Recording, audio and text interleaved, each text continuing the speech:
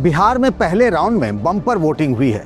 पिछले चुनाव में करीब 57% पोलिंग हुई थी, लेकिन इस बार तो दोपहर तक ही 53% मतदान हो गया था। भारी संख्या में लोग मतदान केंद्रों पर पहुंचे और वोट डाला। सभी जगहों पर एक कॉमन तस्वीर भी रही और वो था महिलाओं का भारी संख्या में निकलकर वोट डालना। अब इस बम्पर वोटिंग के भी कई मायने निकाले जा रहे हैं। क्या सरकार में बदलाव चाहने वाले लोगों ने भारी संख्या में निकलकर वोट किया, या फिर इन लोगों ने इसलिए मतदान किया क्योंकि वो नीतीश कुमार की सरकार को बनाए रखना चाहते हैं, यानी प्रो इनकम्बेंसी बनाए रखना चाहते हैं। हम लोग हर चीज़ में पहले महिलाएं कुछ करने के लिए सोचती थी, अपने मतलब हस्बैंड से या सास ससुर सबसे पूछती थी, लेकिन अब वैसा कुछ नहीं। जीविका है एक आत्मनिर्भर बनाती है, वुमेन्स हो या गर्ल्स हो, सबको बनाती है कि खुद बाहर निकले, खुद बिजनेस करें। हम लोग को नीतीश कुमार की तरफ से जो गरीब, अत्यंत गरीब परिवार है, उन लोग को हम लोग 2 लाख रुपये देते हैं, जो कि वो कुछ रोजगार करें। महिलाएं अभी हर चीज़ में आगे हैं सर। किस वजह से ऐसा होता है?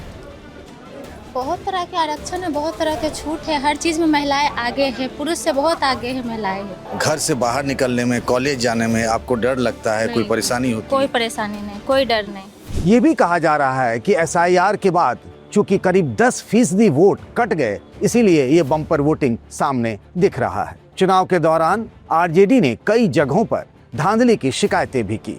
यही नहीं, बिहार के डिप्टी CM विजय सिन्हा के काफिले पर भी हमला हुआ। उन्होंने कहा कि उन पर पथराव भी हुआ। तुम ही डॉक्टर हो, तुम डॉक्टर हो, क्या हो तुम? दारू पी के जाकर हंगामा क्यों करते हो?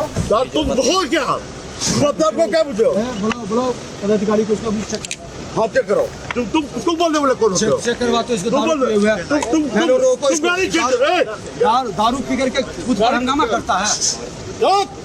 हालांकि चुनाव आयोग ने पथराव की बात को खारिज कर दिया, लेकिन सवाल ये उठता है कि जब पिछले चुनाव में पहले राउंड में महागठबंधन ने 71 में से 47 सीटें जीत ली थी, तो इस बार पहले फेज के चुनाव के बाद महागठबंधन आगे है या फिर NDA?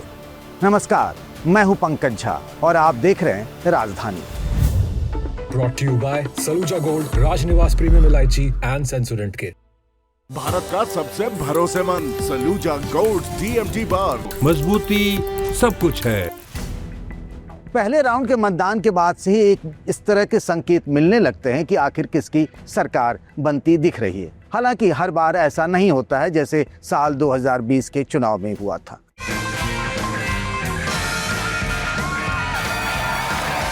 राजनिवास प्रीमियम इलायची, सोच जो करे राज। इस बार के पहले राउंड के मतदान में बिहार के कई बड़े नेताओं की किस्मत पर एक तरीके से फैसला हो चुका है, जिनमें महागठबंधन की तरफ से CM के कैंडिडेट तेजस्वी यादव भी हैं।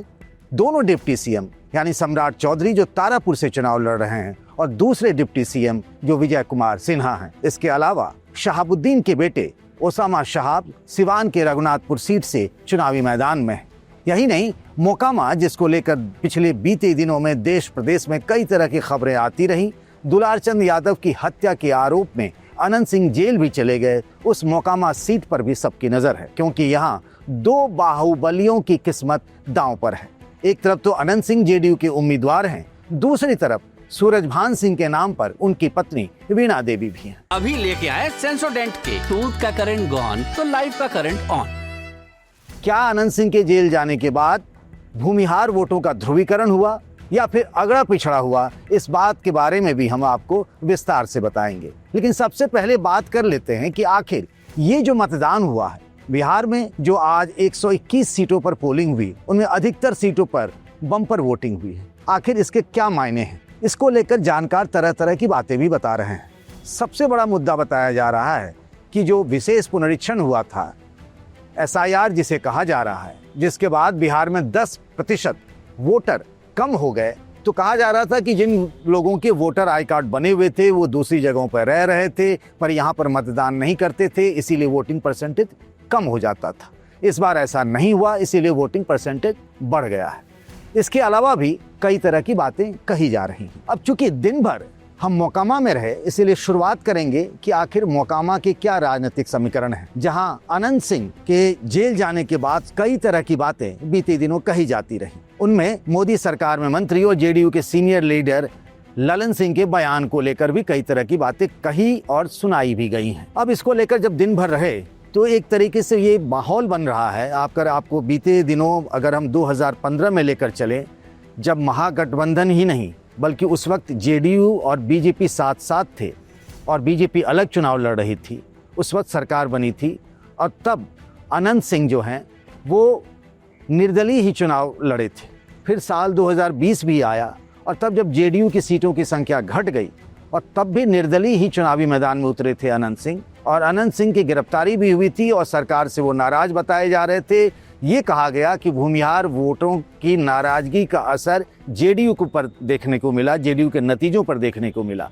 बाद में वो आरजेडी की तरफ से उनकी पत्नी चुनाव लड़ी, लेकिन इस बार जिस तरीके से अनंत सिंह के समर्थन में जेडीयू के तमाम नेता आ गए, हालांकि इस सीट पर तेजस्वी यादव ने भी चुनाव प्रचार किया, लेकिन नीतीश कुमार को जाना था चुनाव प्रचार करने, वो नहीं गए। ये एक मोटे तौर पर कहा जा रहा है मोकामा में, जहां करीब 80 से 85 हज़ार भूमिहार बताए जाते हैं, 30 से 35 हज़ार की संख्या यादव वोटरों की है और इतने ही वोटर करीब धानुक समाज के हैं, करीब 11 हज़ार जो है मुस्लिम समाज के बताए जाते हैं। ये कहा जा रहा है जिस तरीके से आज वोटिंग ट्रेंड रहा वहाँ पर, और वहाँ भी भारी संख्या में मतदान हुआ, जिस तरीके से दुलार चंद यादव की हत्या हुई, उसके बाद उनका शव जो पोस्टमार्टम के लिए ले जाया जा रहा था, उसके बाद जिस तरीके से एक बिरादरी के लोगों ने गालियां दी, उसके बाद भूमिहार वोटों का ध्रुवीकरण हुआ और बताया जा रहा है कि आसपास की कई सीटों पर इसी तरीके से भूमिहार वोटों का ध्रुवीकरण हुआ। ललन सिंह का दावा है कि इस बार अनंत सिंह रिकॉर्ड मतों से जीत सकते हैं। लेकिन सबसे बड़ी बात यह है वोटिंग को लेकर के, महिला साल 2010 याद करिए, जब महिलाओं ने पुरुषों के मुकाबले अधिक वोट करना शुरू किया। बिहार में जहां आज 121 विधानसभा सीटों पर मतदान हुआ, बिहार के अलग अलग इलाकों से जो तस्वीरें और वीडियो आ रही हैं, उनमें एक कॉमन चीज़, वो कॉमन तस्वीर जो है जिसमें महिलाएं पुरुषों के मुकाबले उनकी कतारें लंबी दिख रही हैं और बड़ी संख्या में सवेरे 7 बजे से पोलिंग बूथों पर वो मतदान करने के लिए जुट गई। साल 2010 से ही ये एक ट्रेंड रहा है और ये बताया जाता है कि जिस तरीके से नीतीश कुमार ने महिला वोटरों पर काम किया है, बच्चे के जन्म से लेकर उनकी पढ़ाई लिखाई तक, यूनिफॉर्म जिसको पोशाक योजना कहते हैं, साइकिल योजना हो कहते हैं, और फिर इस बार जिसे गेम चेंजर के तौर पर कहा जा रहा है कि 10,000 रुपये महिला रोजगार योजना के तहत दिए गए, क्या उसके असर के कारण महिलाएं अधिक संख्या में निकली और क्या ये इन महिलाओं ने एनडीए के फेवर में वोट किया। दूसरी एक बात ये भी कही जा रही है कि जिस तरीके से तेजस्वी यादव ने महिलाओं को अपनी तरफ करने के लिए 30,000 रुपये एक ही बार में अगले साल 14 जनवरी को देने का ऐलान किया, क्या उसका असर भी महिलाओं और लड़कियों पर पड़ा है। अधिकतर बूथों पर जेन जी जिसके बारे में कहा जाता है कि युवा मतदाता पहुंचे, युवा मतदाता सरकारी नौकरी या फिर रोजगार न मिलने से उनमें एक नाराजगी है। क्या वो नाराजगी अब आक्रोश में बदल गया है और वो सरकार में बदलाव चाहता है क्या? इस पर भी नजर होगी। अगर वो बदलाव चाहता है तो उसका असर एनडीए के खिलाफ भी जा सकता है। लेकिन बीते कई सालों से ये देखा गया है कि महिला वोटरों की भूमिका प्रभावी रही है। छठ में उनके परिवार के पुरुष सदस्य वो गांव आते हैं, लेकिन छठ के बाद वो चले गए। इस हिसाब से देखें तो महिलाओं का मतदान प्रतिशत साल 2010 में बढ़ा, साल 2015 में बढ़ा, साल 2020 में बढ़ा और इस तरह के संकेत मिल रहे हैं कि साल 2025 में भी यही ट्रेंड रहेगा। सरकारी नौकरी और रोजगार जिसकी बात तेजस्वी यादव करते रहे हैं कि बिहार में हर परिवार से एक व्यक्ति को सरकारी नौकरी मिलेगी, क्या उसका असर भी जब वोटर मतदान केंद्रों पर जाता है वोट डालने के लिए, क्या उसका असर भी रहा? ये सारे फैक्टर वो तमाम फैक्टर हैं जो मिलजुल कर वोटरों के दिमाग पर काम करते हैं। लेकिन मोटे तौर पर ये देखा जाए तो ये मानकर चला जा रहा है कि जिस तरीके से साल 2020 में नीतीश कुमार के खिलाफ वोटरों के मन में एक नाराजगी थी, इस बार ऐसी नाराजगी नहीं दिख रही है। लेकिन क्या होता है, कई बार वोटर बहुत शांत होता है, यानी जिसे कहते हैं साइलेंट वोटर, वो कुछ बोलता नहीं है। वैसे भी इस बार के चुनाव में देखें तो बहुत कम शोर शराबा हुआ, वोटर खुलकर अपनी बात नहीं कहता।